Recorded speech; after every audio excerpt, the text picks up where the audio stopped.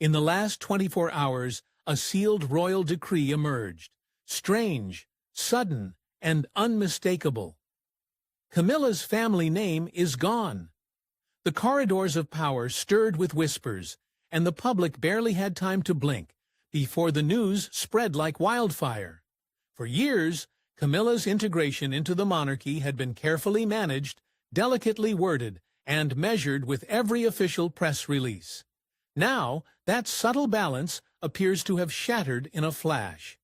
Gone is the mention of her family-lined Parker bowls, absent from a decree that was meant to solidify and affirm her position within the royal framework. What was once a name tightly tied to her identity, and by extension the legacy she brought into the firm, has been wiped clean without warning. The timing is peculiar. Sources close to the palace say the decree was signed within the past few days. This language stripped of any mention of Camilla's heritage, raising a storm of speculation and unease. But what truly caught the world off guard wasn't just the omission, but who reportedly signed it. Allegedly, the signatures etched onto the parchment include not only King Charles himself, but also Princess Anne, his most trusted sibling, and the monarchy's steely traditionalist. This adds a layer of mystery and possible tension within the royal household. Why would Charles, a man known for his fierce loyalty to Camilla, and the years he spent fighting for her public acceptance, allow her name to be discarded so unceremoniously? Or was this decision perhaps not entirely his own? The silence from Buckingham Palace has only poured fuel onto the fire. No official response, no clarification, no damage control, just a cold, quiet void where answers should have been. And while the press scrambles for statements and explanations, the online world has lit up with its own brand of chaos. One-minute AGO headlines flooded social platforms, spinning the story into a frenzy of theories, accusations, and imagined betrayals. In a monarchy where perception is power, such headlines wield incredible influence, no matter how exaggerated. This isn't just about a name being dropped from a document. This is about control, about the message, about dominance over legacy and narrative. It suggests a deliberate move to reshape Camilla's place in the story of the modern royal family, erasing the reminders of a past that many, even now, still whisper about behind palace doors. Some believe it's an aggressive bid to streamline the monarchy's image, cutting off old limbs to allow new ones to grow. Others see something darker, a rising schism within the royal inner circle. Their quiet power struggles unfold in cryptic decisions and ceremonial gestures. And so, we are left with a question far bigger than what the decree omitted. What was the motive? Was this an act of image control, carefully timed for strategic refinement? Or does it reflect an intensifying rift behind palace walls, where loyalty to bloodline clashes with personal allegiance? The answer, as always, may lie not in what's said, but in what's left unsaid. To understand this shock move, we must look back into centuries of tradition, titles, and royal symbolism. Camilla's path to the throne wasn't smooth. Her past still haunts every royal move. For decades, she was cast as the outsider, the woman who dared to stand in the shadows of Princess Diana. Her name evoked discomfort, scandal, and whispers in Buckingham's grand halls.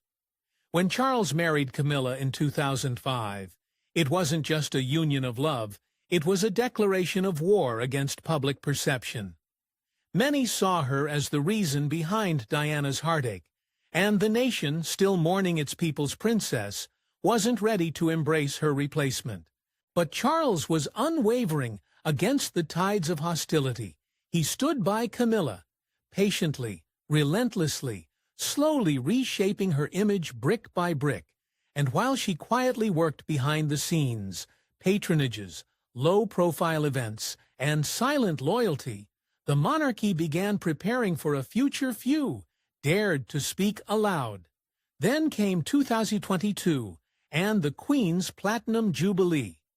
The world watched as Queen Elizabeth II, with the weight of a nation in her words, broke tradition. Her official statement, subtle but seismic, expressed her sincere wish that Camilla would be known as Queen Consort when the time came. It was more than a royal blessing. It was an institutional reset, a command to the country to accept what many still refuse to acknowledge. Camilla was no longer in the shadows. The term Queen Consort was carefully chosen, strategic, deliberate, a half-step that both honored Elizabeth's legacy and cushioned public resistance. The title separated Camilla from the sovereign authority of the monarch, while acknowledging her rightful place by Charles' side. But even this careful balance wasn't enough to hold. In the months leading up to the coronation, the language surrounding Camilla began to shift once more. The word consort began vanishing first from press materials, then from official invitations. It wasn't an accident. The invitations to the historic coronation of King Charles III referred to her simply as Queen Camilla, a quiet but clear break from the Queen's earlier wording. This was no minor editorial change. It was a tectonic shift in royal branding, a signal to the world that the monarchy was moving on its own terms, not just preserving legacy, but evolving beyond it. The traditionalists winced, the progressives nodded, but the palace remained silent, letting the world adjust without explanation. And in silence, power often moves the fastest. Soon after, the royal warrant itself was amended. Church services and royal prayers, steeped in centuries of tradition, no longer referred to Queen Consort. She was now Her Majesty the Queen. The final veil had dropped. This change wasn't ceremonial, it was constitutional. She placed Camilla in a role where history would no longer make distinctions. She wasn't just the king's wife, she was the queen. The shift went beyond semantics. It marked the end of a long rehabilitation campaign. What began as quiet appearances and whispered endorsements had blossomed into a full coronation, a public renaming, and a reclamation of royal space. And while many still remember the controversy of her early days, the tides of opinion have undeniably shifted. Camilla has found a place in the public eye through meaningful advocacy, championing causes like literacy, osteoporosis, awareness, and domestic violence prevention. With every step forward, she has chipped away at her past. Her approval ratings, once in the gutter, now rise steadily, buoyed by consistency, restraint, and quiet service. Yet despite all the strides, the ghost of Diana still lingers. That comparison will never fully fade. And perhaps Camilla knows that better than anyone, which is why every move now is not just about role, it's about redefining legacy. This wasn't just a title tweak, it was a deliberate reinvention. Dropping a surname might seem trivial, but in monarchy, it speaks volumes. The erasure of Camilla's family name, Parker Bowles, from a royal decree, wasn't a clerical simplification. It was a calculated omission, loaded with centuries of meaning and centuries of precedent. In the world of royalty, names are more than identifiers, they are symbols. And symbols, in the House of Windsor, carry the weight of loyalty, legacy, and perception. By stripping away her non-royal surname, the palace didn't just remove a name, they redrew the boundaries of identity, tightening the monarchy's grip on its carefully curated narrative. Camilla, long caught between titles, roles, and historical shadows, now stands under a single moniker. Queen. The move sends a message as cold as it is clear there is no room for half measures anymore. You are either royalty in name and presence, or you are not. For Camilla, this shift marks the final cut from her previous life. Her married identity has now been fully eclipsed by the crown. Queen Camilla is no longer the wife of a monarch. She is a monarch's mirror, shaped entirely by institution, tradition, and royal will. The name Parker Bowles was never officially used in state matters, but its absence from this decree now confirms what had long been implied in her life. Before Charles had no bearing on the future of the crown. It's a ruthless kind of ascension, one that buries the past in order to strengthen the throne. But beneath the surface lies a quiet discomfort. Was this a personal decision by Charles to spare her the lingering whispers of past scandals? Or was it a broader move by the institution to distance itself from any associations that could fracture the public's fragile acceptance? What's more telling is how this plays in the modern media age. In a world where headlines are scanned in seconds and images last longer than explanations, clarity is king. Having multiple names, titles, or qualifiers only muddies the monarchies. Image and confusion is the enemy of control. Queen Camilla is sharp, simple, and final. It's a rebrand disguised as tradition. A tactic used not only to eliminate ambiguity, but to erase association with any identity that doesn't serve the crown. And she is not the first. Previous royal wives, including Queen Mary and Queen Elizabeth, the Queen Mother, never used surnames in formal settings. Their identities were absorbed entirely into the institution, so Camilla's case, while controversial, is far from unprecedented. This omission isn't rewriting the rulebook. It's enforcing it with more force than before. But there's another layer to this, a message about where the monarchy is headed.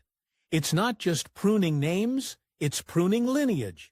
It's streamlining itself for the digital age, where image is everything, and every title must serve the narrative of strength, unity, and forward momentum. Dropping Camilla's family name isn't a slight. It's a cold, deliberate play in the larger game of monarchical survival. It signals the shift toward a monarchy that speaks with fewer words but greater weight. And in doing so, it's writing a new kind of history, one that values clarity over sentiment, branding over bloodlines, and legacy over biography. But titles are only as powerful as the laws behind them. A seemingly minute wording change in church prayers? That's the kingdom speaking. When the royal warrant was revised on May 6, 2023, the very day King Charles and Camilla were crowned, it wasn't just a matter of protocol, it was a declaration. In the hallowed institutions of the British monarchy, language is law, and law is legacy. And when the monarchy decides to alter the very words spoken during sacred services across the United Kingdom, it's not merely symbolic, it's seismic. The decree was subtle in its delivery, but precise in its impact. Where once the Book of Common Prayer included Queen Consort, it now speaks plainly, Her Majesty the Queen. The omission of the family name was already a bold erasure. This, however, went a step further.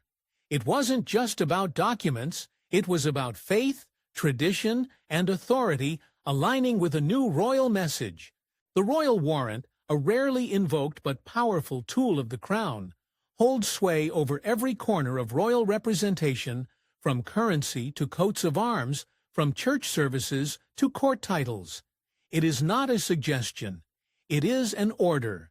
And this order, released quietly yet forcefully, mandated that all forms of communication, prayer, and ceremonial address reflect the new title, removing not only Parker Bowles, but the very distinction of consort.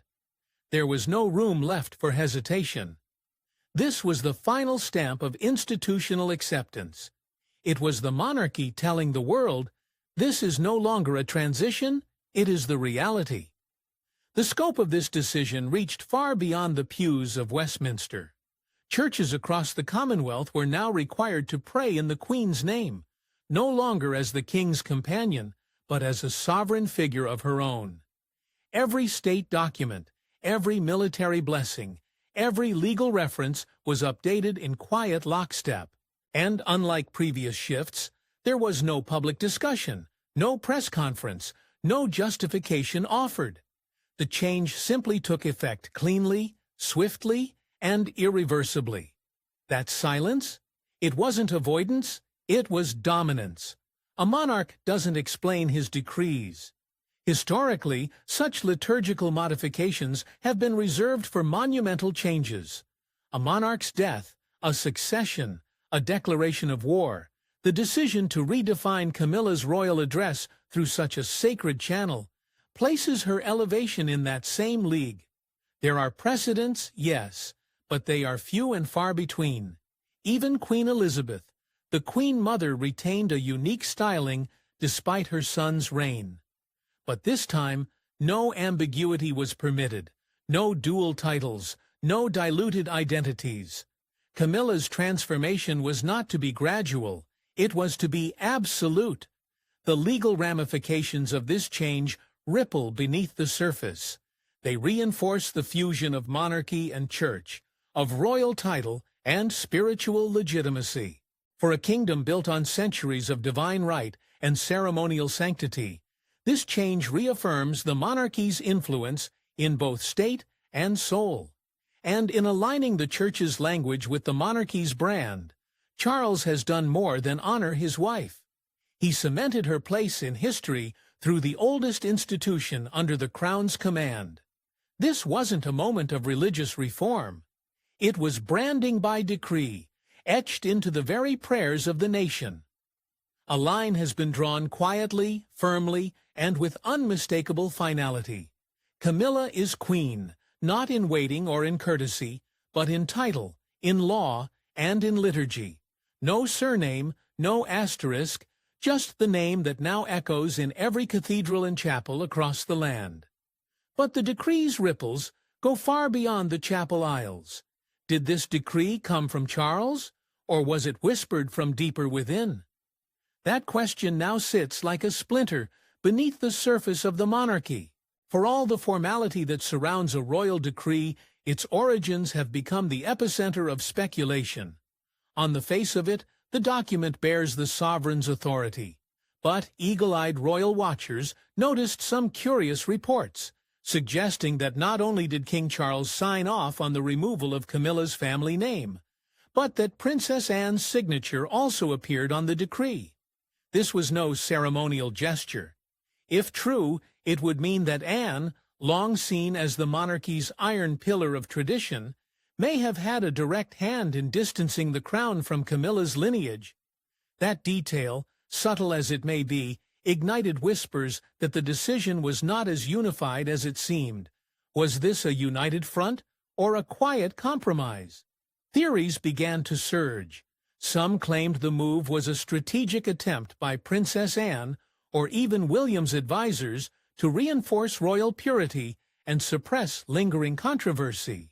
Others went further, painting a picture of factional battles within the palace walls.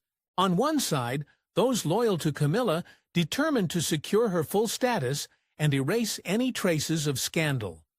On the other, the old guard, those who still wince at the mention of Diana, at the memory of public fury, at the idea that Camilla could ever fully claim the crown's grace. It's a narrative as old as monarchy itself. Power struggles hidden beneath the thinnest layer of civility. And when the stakes are this high, even silence can feel like a scream. Social media, of course, wasted no time. Viral videos began to flood timelines, some claiming Camilla had been snubbed, others going as far as suggesting she had been stripped of her title. Grainy thumbnails, clickbait captions, and emotional monologues swirled through feeds, trying the mystery tenfold. No official proof, no concrete documents shared, just headlines flashing 1 minute ago, fueled by adrenaline and the public's thirst for royal chaos. Yet the silence from Buckingham Palace only made it worse. There was no clarification, no formal rebuttal, no attempt to control the storm. And in the world of royalty, when the palace refuses to speak, the void gets filled with wild speculation. Among insiders, the mood is tense. Some view the move as a quiet acknowledgement of internal dissent and an effort to pacify opposing camps while still projecting strength. Others insist it was a calculated and unanimous choice, but even in whispered circles, the tone is uneasy. Camilla's allies within the palace may now find themselves walking a tighter line, while those aligned with Anne or William might feel emboldened. The tension isn't about the title anymore. It's about who truly holds sway behind the throne. Because in the monarchy, influence isn't always worn like a crown. It's wielded like a shadow. What comes next may very well reshape the institution's inner power balance. This decree, though cloaked in formality, may have exposed fractures that could deepen. If Camilla's name can be erased so swiftly, what else can be revised? And, more importantly, who decides as factions subtly assert themselves and loyalties continue to shift? One thing is certain, the monarchy is not the monolith it once appeared to be. While gossip swirls, the public reaction tells its own story. As palace doors whisper, public forums shout what people really feel matters. And when the monarchy makes a move as controversial as erasing a queen's family name, the reaction doesn't stay within the walls of Windsor. It spills out, flooding the press, dominating broadcasts, and igniting millions of conversations across kitchen tables and digital timelines. In the UK, commentary split sharply. For some, the move to remove Parker Bowles was a necessary evolutionary part of a broader campaign to protect and modernize the royal image. To others, it was a deliberate rewriting of history, a whitewashing of a scandal-scarred past. But what stood out most wasn't the headlines. It was the emotion they triggered. Because this wasn't just about a title, it was about trust, legacy, and the wounds of betrayal that the public never quite allowed to heal. Sensational videos quickly capitalized on the frenzy. YouTube exploded with thumbnails screaming, "Camilla kicked out of the royal decree." Even though no such action had officially taken place, the thumbnails were dramatic, the claims unverified, but the clicks kept coming. Comment sections turned into war zones, with supporters fiercely defending the Queen's place in the monarchy. While critics resurrected old grudges, Diana's heartbreak, Charles's affair, and the long shadow of the past. What mattered wasn't what was true, it was what felt true, and in that realm, perception reigned supreme. Polls have long tracked Camilla's approval ratings, and her journey has been nothing short of a climb through fire.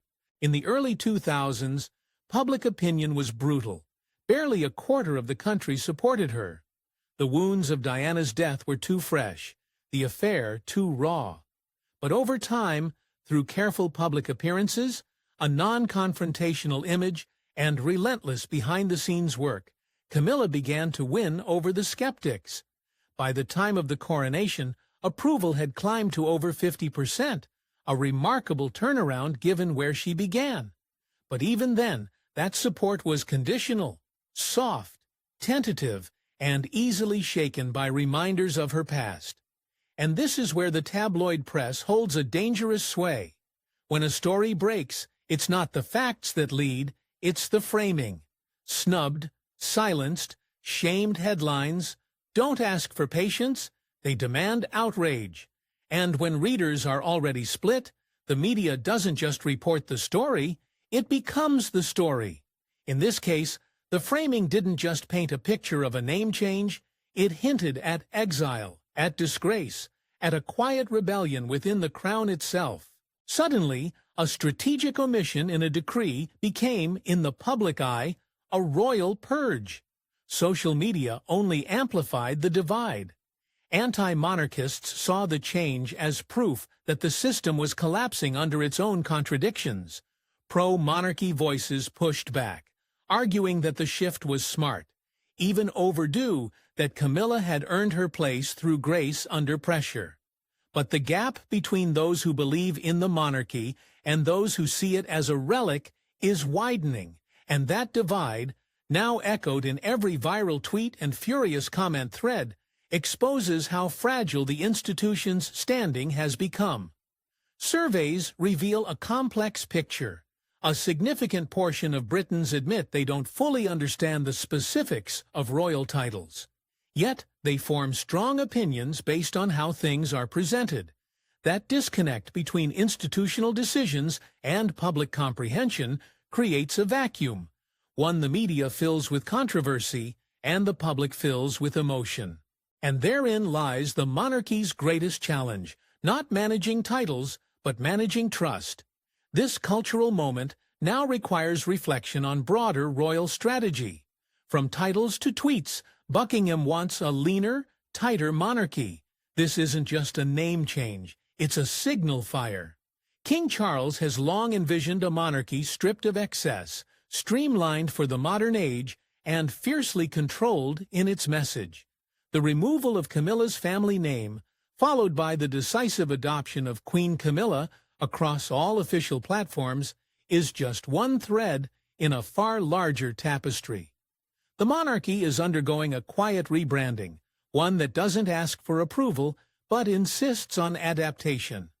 Charles isn't merely reigning, he's redesigning, and in his design, clarity trumps tradition, simplicity overrides sentiment, and legacy is sculpted with precision, not nostalgia. But the heart of this rebrand is a fundamental truth. In a world ruled by rapid headlines and algorithm-driven visibility, the monarchy can't afford to be complicated. Queen Consort Camilla Parker Bowles is a mouthful. Queen Camilla is a statement. This reduction in form is an increase in impact. Titles are now crafted to resonate in sound bites, to fit into headlines, to remain unchallenged across social media feeds. The goal isn't just to respect its recognition, and recognition in the age of distraction is everything. Charles's decision to condense Camilla's identity into a singular sovereign-facing role wasn't just strategic, it was essential to protect the crown from drowning in its own historical weight. Compare this to the branding of William and Catherine, the Prince and Princess of Wales. Their titles are clean, sharp, and unified. There's no hyphen, no past affiliation, no inherited baggage. Every public appearance, every press release, every social engagement reinforces that image. And now Camilla's presentation follows suit. The palace is removing the noise, stripping away surnames, multiple titles, ceremonial add-ons that once cluttered the royal narrative. In this new age, the institution must be both timeless and clickable. This is monarchy meets marketing, and it's being executed with military precision. The impact goes beyond how names appear in newspapers. This clarity extends to ceremonies, invitations, and state protocols. At the coronation, the wording on formal invitations referred to her simply as the Queen. The royal family's website echoed the same. Across global press agencies, official documentation, and televised coverage, there was no hesitation, no caveat, no footnote, just one title. And with that, every ritual that once gave room to ambiguity now echoes with uniformity. The Queen, period. That isn't a mistake, it's a campaign. And every detail, from liturgical revisions to the cut of a name, is designed to align behind one unshakable image. But not everyone is aligned. Traditionalists bristle at what they see as a sanitization of heritage. They argue that in simplifying roles, the crown risks severing ties with the very complexity that gives it historical depth. Camilla's past, her full name, her complicated entry into royal life. Some say these shouldn't be erased, but acknowledged. Yet modernists argue the opposite, that in order for the monarchy to survive, it must let go of outdated intricacies that no longer serve its core function: stability, symbolism, and storytelling. In that sense, Camilla's transformation isn't an exception. It's a prototype. What we're witnessing isn't just a stylistic adjustment. It's a full-blown institutional reorientation. The monarchy is shedding the weight of inherited confusion and embracing something stark, manageable, and broadcast-ready. And that means every name, every title, every public-facing word must serve the mission of continuity wrapped in clarity. Yet every powerful narrative shift needs grounding for the institution's survival. She's no figurehead. Camilla has quietly begun steering palace moves, too. For years, she played the role of the silent supporter, the woman who stood just behind the king, smiling softly, never challenging, never commanding. But that image, carefully cultivated and cautiously projected, now feels outdated. Because behind the scenes, Camilla has become something far more strategic, a force, not loud, not defiant, but deliberate. And if recent events have proven anything, it's that her influence is no longer confined to the margins. The streamlined title, the ceremonial shifts, the royal messaging all bear her fingerprints. This isn't a queen in name only. This is a woman reshaping her destiny from within the heart of the crown. Her hand in ceremonial planning has been deeper than most imagined, from the design of the coronation robes to the inclusion of her closest allies among the queen's companions. A departure from the old ladies-in-waiting structure. Camilla has ushered in change with precision. She has carefully redefined the look and language of her role, aligning it with the modern, more efficient monarchy Charles champions. These weren't surface-level adjustments. They were symbols of transition, and they show that Camilla isn't simply adapting to royal life, she's curating it. Her role in ceremonial planning is strategic, not just in optics, but in purpose. She's embedding herself into the fabric of royal life, in ways that guarantee permanence. Her patronages have surged under this rain-like momentum. Literacy campaigns, women's rights, osteoporosis research, and all long-time causes of Camilla's have taken on renewed visibility. These aren't accidental expansions. They are carefully calculated moves that extend her relevance beyond royal protocol into public advocacy. And with the streamlined title now fully in place, the results are tangible. Institutions that once held her at arm's length now welcome her with royal prestige. She no longer needs to be introduced as Charles's wife. She enters a room as queen, full stop. And in a monarchy built on symbols, that kind of presence opens doors once closed. Even her public appearances have shifted in tone. Her presence at Ascot wasn't just social, it was strategic. Her involvement in Commonwealth events, measured but meaningful. And when she spoke on mental health or visited survivors of domestic violence, she wasn't just showing support, she was cementing her place in the soft power structure of the crown. Camilla isn't a headline chaser, but she knows how headlines work. She doesn't shout, she shows up. And in doing so, she's begun to reframe her narrative, not as the woman who came second, but as the queen who arrived when the world wasn't watching. The genius lies in the subtlety. Aligning her title wasn't just about cleaning up royal branding. It was about eliminating doubt about who she is, what she represents, and what power she holds. That clarity amplifies her impact. Every initiative she leads now carries the full weight of her office. Every charity visit, every speech, every endorsement feels institutional. And when combined with Charles's push for a modern, minimalistic monarchy, the message is unmistakable. They're not just ruling together, they're communicating in sync. This synergy between Charles and Camilla is no accident. It's the product of years of rebuilding, of redefining their story, not as a scandal, but as a redemption arc. Their unified front sends a powerful message. The past is settled.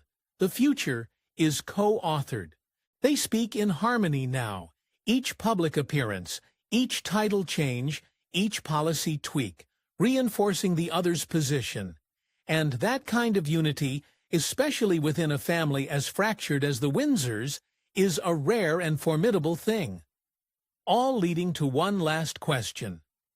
What does this signal for the future of the crown? One word may have changed the monarchy's story now. What comes next? With the quiet removal of Parker Bowles and the forceful rise of Queen Camilla, the royal family has drawn a new line in the sand. The question no longer circles around whether Camilla belongs. It now orbits what her streamlined identity means for every future consort who follows. Will Catherine, now Princess of Wales, eventually ascend without the baggage of appended titles, without the softeners like consort or duchess, and simply be crowned Queen Catherine? If Charles's rebranding of Camilla is any indication, the answer is yes. Simplicity is no longer a byproduct, it's the blueprint. This single stylistic change has set a precedent, one that favors clarity over tradition, optics over lineage, and brand over blood. And yet, as modern as this move may seem, it teeters dangerously between innovation and disruption. Younger generations, especially Gen Z, aren't tethered to royal traditions. They crave transparency, authenticity, and above all, relevance. To them, royal titles mean little, unless they carry purpose. A queen who advocates for literacy and domestic violence awareness will resonate far more than one draped in silk and silence. By simplifying Camilla's identity, the palace may be attempting to resonate with a faster, louder world. But it risks leaving behind the very rituals that once gave the crown its mystique. The monarchy is dancing on a tightrope trying to remain timeless, while speaking the language of now. That balance is already beginning to crack in places. Traditionalists argue that erasing historical identifiers chips away at the sacred structure of monarchy itself. Titles weren't just for pomp. They were symbolic anchors, each one tied to centuries of precedent and power. What happens when those anchors are cut loose? What fills the void? There's a quiet fear that by streamlining too far, the monarchy could lose the very depth that justifies its existence. Because when every title is polished into simplicity, complexity fades, and with it, perhaps, the magic. And what of legality?